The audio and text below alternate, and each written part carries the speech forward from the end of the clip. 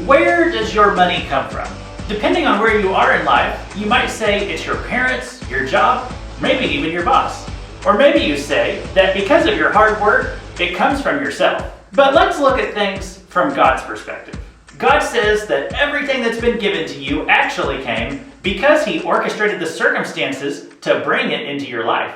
And that includes every dollar in your bank account. God says that every dollar that belongs to you actually belongs first to Him. We don't even really own our own money.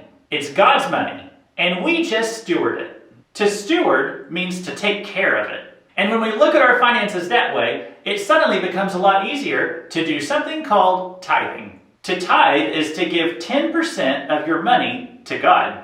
And it's a command of God in the scriptures that we are to tithe. It's not just an Old Testament Mosaic law. The command to tithe actually came before the law of Moses. In Malachi 3, God says that when you don't bring Him the 10%, you're actually robbing Him.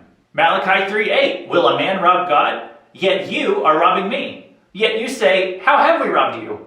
In your tithes and contributions. Because the money was given to you by God in the first place, and you're just giving Him His money back. If you just keep all your money to yourself and you never give any to church or charity, you're not just being selfish, you're actually stealing something from God that belongs to Him. Something He entrusted to you to give to the poor or to support your local church. If suddenly giving 10% of your money away is too much of a blow to your money management, I would suggest starting small. Most people who aren't used to it won't even bother to try. So instead of blowing this off as too difficult, try giving just 1% this month. And next month, give 2%. The next month, 3%, and so on.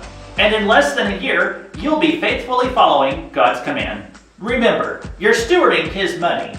It wasn't yours in the first place. That's why Deuteronomy 12:6 says you shall bring your tithes and contributions that you present. Because from God's perspective, the money already belongs to Him. And you're just bringing it back.